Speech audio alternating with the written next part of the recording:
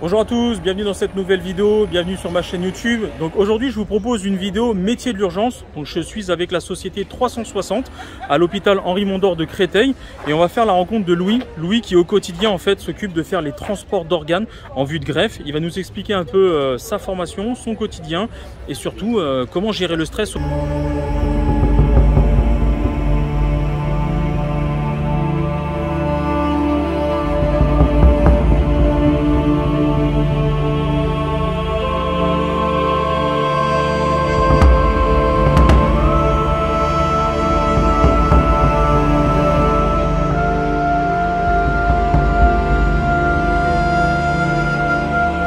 Oui, comment vas-tu? Ça va et toi? Ça va, tranquillou depuis la dernière fois? Très bien, toujours sur la route. Ouais, je vois ça, toujours. Bah, c'est gentil de me recevoir. Je viens, comme je t'en avais parlé un petit peu, pour parler de ton métier. Ton métier, connaître un petit peu ton quotidien, ton véhicule, tes formations éventuellement. Alors dis-nous, qu'est-ce que tu fais exactement? Alors moi je travaille pour la société 360 degrés service. D'accord. Donc il y a le contrat avec la PHP et les hôpitaux de Paris. Ok. Donc c'est une boîte qui a 30 ans, une trentaine d'années. Et on travaille 7 jours sur 7, 24 heures sur 24. Enfin on est disponible 7 jours sur 7, 24 heures sur 24. Bien sûr, ouais. Avec plusieurs équipes qui se connaissent le jour et la nuit. D'accord. Vos missions principales, c'est... Les missions principales, c'est transport de greffons, transport d'équipe de transplantation. D'accord. Le transport de greffons sans accompagnateur, donc souvent les reins. Il faut savoir que les reins voyagent souvent seuls en avion ou en TGV. D'accord, ok. Ça coûte moins cher à l'État. Ouais, d'accord. Quand tu me dis greffon, ça peut être quoi? C'est rein, cœur, poumon? Rein, cœur, poumon, foie, pancréas. D'accord. Chaque organe a une durée de vie, on va dire, limitée et différente. Donc à nous de nous adapter selon l'urgence et selon le besoin par rapport à ce que nous disent les chirurgiens etc. D'accord, ok. J'imagine que vous avez une sensibilisation à la conduite d'urgence. Alors oui, on a pas mal de nos chauffeurs qui sont d'anciens ambulanciers et d'anciens pompiers. D'accord. Pour ma part, c'est anciens pompiers, c'est à la brigade des pompiers de Paris que j'ai fait mes marques, où j'ai appris à conduire en urgence. Ouais, du coup, à gérer le stress au volant, voilà, l'effet tunnel à éviter, etc. Donc, ils recrutent souvent des chauffeurs avec expérience quand même. Bien sûr. C'est très difficile d'accéder à ce métier parce que avoir d'expérience dans la conduite d'urgence, bah, c'est pas tous les métiers qui l'offrent. Bien sûr. Donc grâce à ça, moi j'ai pu faire mes marques et j'ai pu ensuite pouvoir être plus à l'aise au volant des voitures qui sont quand même assez puissantes. Et on a un certain stress avec cela car on transporte quand même 2 voire 3 chirurgiens ainsi que des organes vitaux parce que le receveur est en urgence souvent vital. C'est-à-dire que s'il ne reçoit pas son greffon prochainement, bah, la suite c'est le décès malheureusement. Ouais, donc compliqué. Du coup vous avez vraiment cette urgence au quotidien. Là on est sur Créteil. Est-ce que tu es... En fait, tu dépends du site de Créteil, tu dépends de plusieurs hôpitaux d'Île-de-France, ça se passe comment? Alors pas du tout. Nous on est une entreprise donc privée qui répond à des appels d'offres sur des contrats sur les hôpitaux d'Île-de-France et de province. Donc on a le contrat depuis plusieurs années avec la PHP, donc, ce qui nous permet de gérer toutes les greffes de la PHP et on a certaines cliniques, centres de biomédical, on a plusieurs contrats parce qu'on ne fait pas que du transport de greffons. Comme tu peux le voir le véhicule derrière, on fait aussi du transport pharmaceutique, de tubes de sang, de matériel médical, du matériel de pharmacie. Donc c'est vraiment global, c'est vraiment du transport spécialisé pour de la greffe de cœur, des poumons à le petit matériel, les petits tubes de sang, les petits prélèvements. D'accord. Et au niveau des livraisons, si je peux appeler ça comme ça, c'est quoi? C'est sur l'Île-de-France ou tu as une compétence nationale? L'Île-de-France est nationale, à savoir que nous, quand on part pour aller chercher un greffon, on va souvent, on va pas à plus de 250 km. D'accord. Par rapport à la durée de vie du greffon. Ouais, bien sûr. Si le patient se trouve à plus de 250 km, les équipes partent en jet privé, donc ils décollent du Bourget, prennent l'avion. Donc à ce moment-là, moi, mon travail, c'est de les emmener au Bourget. Bon, du coup, j'imagine, oui, que les véhicules ont un certain équipement, des gyros, 2 tons. Alors oui, on a des véhicules de type break SUV. Ouais, ok. Donc assez puissant, ça va de moins puissant de part de 150 chevaux jusqu'à ce véhicule-là qui fait 190 chevaux. Donc on a des Skoda Kodiaq, on a des Seat Tarraco et on a des Ford Galaxy. D'accord. Donc comme tu peux le voir, ils sont équipés d'équipements lumineux. Ok. Donc une rampe lumineuse avec des gyrophares dans la calandre sur les côtés et un gyrophare de pare-brise. D'accord. Donc voilà, si on a besoin d'avoir des véhicules plutôt spacieux, parce que quand on part avec des chirurgiens et qu'on fait 200 km, et ben eux, il faut que ça soit confort pour eux. Ouais, j'imagine. Ils vont prélever et ils en ont pour 3-4 heures de travail derrière. Donc voilà, c'est des véhicules qui sont sérigraphiés. D'accord. Donc comme ça, les gens nous reconnaissent. Tout à l'heure, je disais 2 tons, c'est différent, c'est pas 3 tons, vous, c'est ça? Alors nous, c'est 3 tons parce qu'on est des véhicules de catégorie B. D'accord. Les urgences greffe 100 en France sont des véhicules de catégorie B Donc comme les ambulances privées et EDF, GRDF par exemple. D'accord, ok. C'est 3 temps obligatoire. Par contre, donc on bénéficie de la facilité de passage. Par contre, on est sur les départs pour la greffe et pour les ECMO, donc la circulation extracorporelle. Là, on est escorté par la police sous gyro de ton, donc on devient prioritaire. D'accord, donc escorte police à chaque fois. Donc escorte police, ouais, pour ces départs parce que c'est des urgences vitales. Ok. On a des coffres assez conséquents parce que sur les greffes, on a donc un Vital Pack, donc c'est une grosse glacière ainsi qu'une boîte de matériel. Et on a aussi, on fait du transport d'ECMO, donc c'est une grosse machine qui permet la circulation extracorporelle du sang. Donc c'est une machine qui va remplacer le cœur pour oxygéner le sang. Ah oui, donc ça, on part sur des hommes en arrêt cardiaque dans des réanimations d'hôpital. Donc c'est sur ces cas-là qu'on part avec la police nationale, les motards de la police qui nous ouvrent la route. D'accord. Et donc c'est du matériel assez conséquent et donc il faut qu'on ait assez de place dans le coffre pour pouvoir charger tout ça, plus l'équipe de chirurgiens. Bon du coup Louis, on est un peu plus au calme à l'intérieur.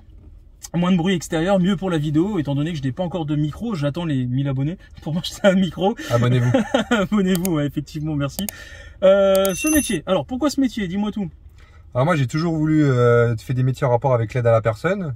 Donc comme je disais tout à l'heure, j'ai appris mes bases chez les pompiers de Paris, donc pour aider mon prochain. J'ai quitté la brigade pour certaines raisons et du coup je me suis orienté vers le transport d'organes. D'accord. Donc je voulais allier ma passion de la conduite avec le fait de pouvoir aider les autres, aider mon prochain. Donc c'est pour ça que j'ai pu allier, on va dire, travail et plaisir, et que je suis rentré dans le transport d'organes depuis maintenant 3 ans. Ah, du coup c'est le métier idéal. C'est le métier idéal pour moi parce qu'on a des superbes véhicules, on travaille en rythme décalé, moi ça me permet d'être pompier à côté, de garder cette première passion qui était d'être pompier. Donc on a des véhicules confortables, puissants, et en plus ça aide à sauver des vies, donc pas demander de plus. Tu fais un métier passion, tu fais partie des rares personnes qui se lèvent le matin et n'ont pas l'impression d'aller au boulot limite. Voilà, c'est ça, on sait pas ce qu'on va faire la journée. Alors, il faut pas envoyer du rêve, toute la journée on transporte pas les cœurs, mais on fait un peu de tout, mais on sait jamais ce qu'on va faire dans la journée, et c'est ça la motivation qui fait qu'on se lève le matin ou la nuit, parce qu'on est amené à travailler la nuit aussi, comme je vous l'expliquais. Ce que tu me disais, ouais. Donc voilà, la semaine prochaine, moi je suis de nuit, donc je fais 18h30, 5h30, donc je serai toute la nuit dehors pour gérer les équipes de transplantation ou le sang ou du matériel, à voir, on sait pas. D'accord. En termes de conduite purement, c'est le sujet de ma vidéo sur YouTube. Est-ce que tu as des notions de conduite? Alors c'est un mix entre, à ton métier, ça ressemble un petit peu au mien, du pilotage mais sur la voie publique. Un mix entre l'auto-école et du circuit. Est-ce que tu as des notions? Est-ce que tu as déjà fait des stages privés ou dans une boîte ou dans cette boîte? Alors moi personnellement, à titre personnel, j'ai pas fait de stage. Je sais que tous les 2 ans, les chauffeurs de 360 sont amenés à aller au circuit du Mans faire des stages. Ah génial, sur le Bugatti. Donc ouais, c'est celui-là, d'accord. Donc et moi j'ai été recruté pas parce que j'avais une expérience dans la conduite d'urgence par rapport à mes 6 années passées à la brigade. Bien sûr. Donc c'était quoi, BSPP, tu m'as dit? La BSPP, ouais, donc en plein Paris avec Paris. Donc voilà, puis j'avais la formation poids lourd, donc je conduisais les camions incendie, la grande échelle, etc. Donc c'est ce qui m'a aidé à être recruté, parce que comme je disais, on est une quinzaine de chauffeurs à faire ça en Ile-de-France, donc les places sont très chères. Donc c'est très dur d'y rentrer, donc il faut avoir un bon CV pour pouvoir y accéder. Bien sûr, j'imagine. Et faire ses preuves, surtout faire ses preuves. On ne te donne pas une confiance, on te laisse pas transporter des chirurgiens et des greffons sans avoir pleinement confiance en toi. C'est une lourde responsabilité. Les chirurgiens comptent sur toi, les patients comptent sur toi, donc il faut que tu puisses pouvoir amener la mission jusqu'au bout sans pépin. Ouais, on est d'accord. Donc c'est une conduite, voilà, moi j'ai fait mes armes dans Paris, mais c'est pas la même conduite. Les départs en intervention pompier, on va dire qu'on conduit 5-10 minutes grand maximum, on arrive sur le lieu d'intervention. Là, je suis amené à faire Le Bourget, Corbeil-Essonnes, où je vais être amené à conduire 45 minutes en urgence avec une escorte police. Donc c'est une conduite différente, c'est pas les mêmes véhicules et c'est pas la même façon de conduire. Ouais, donc j'imagine il va falloir quelques bases, quelques notions, et surtout gérer le stress. Gérer le stress, gérer les... Ça va, je te sens pas trop stressé, ça. Moi, je suis pas stressé, voilà, ça fait 8 ans que je suis dans les métiers de l'urgence maintenant, donc voilà, j'ai toujours vécu là-dedans, j'ai toujours travaillé là-dedans, donc... Et quel conseil tu pourrais me donner, moi qui fais quasiment le même métier que toi, ou donner aux personnes qui regardent cette vidéo sur la conduite en situation d'urgence? Est-ce que c'est par rapport au stress? Est-ce que c'est par rapport à l'anticipation, le regard? Enfin, ce que tu veux. Alors, toujours anticiper l'imprévu. Si je devais dire un mot, c'est ça, anticiper l'imprévu.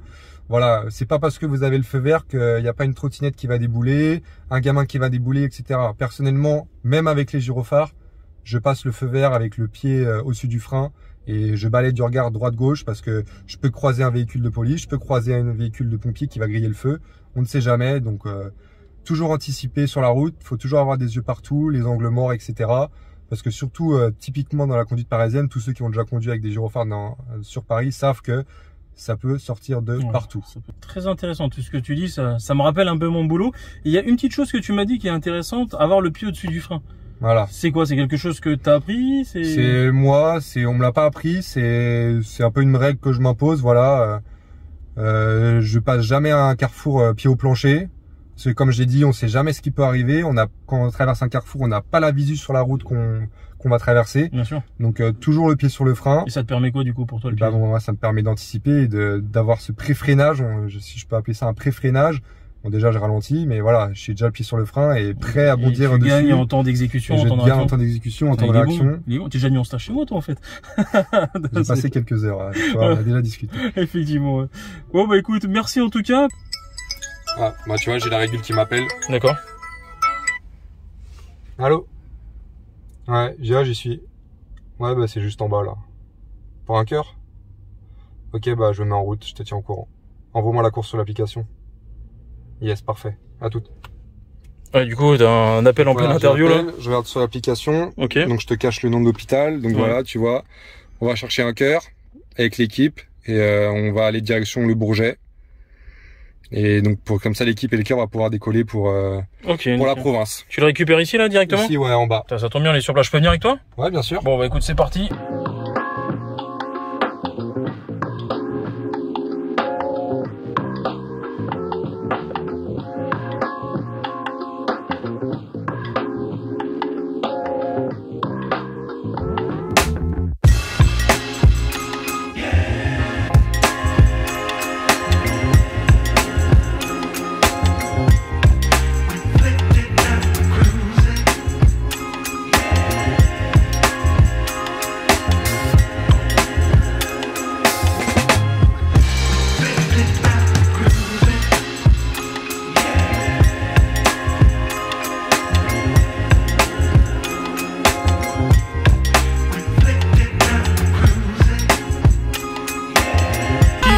Ceinture important. Donc là on est parti en direction de l'hôpital du Bourget. Ouais, Bourget du coup. Ouais, Bourget. C'est là où atterrissent et décollent les équipes de transplantation. D'accord. Quand ils partent, c'est plus rapide. Et là t'as l'escorte police qui arrive, c'est ça? Et là j'ai l'escorte police qui va me récupérer en chemin parce qu'ils n'ont pas eu le temps d'arriver directement à l'hôpital, donc ils vont pas tarder à me récupérer pour qu'on fasse le trajet le plus vite possible parce qu'un cœur a une durée de vie de 3-4 heures environ. Ah oui d'accord, ouais, donc faut speeder. Ok, ah, c'est parti. Bon bah voilà, on vient à l'instant du Bourget. Donc Louis, merci beaucoup pour cette immersion au sein de ton métier, c'est vraiment cool. En tout cas un métier honorable, longue vie à toi, fais attention sur la route. Et puis on se revoit quand tu veux, peut-être sur circuit si tu veux parfaire un peu tes connaissances. Et puis voilà, merci en tout cas. Merci à toi et on se dit à la prochaine. Yes, à la prochaine mec. À bientôt. Salut. Salut.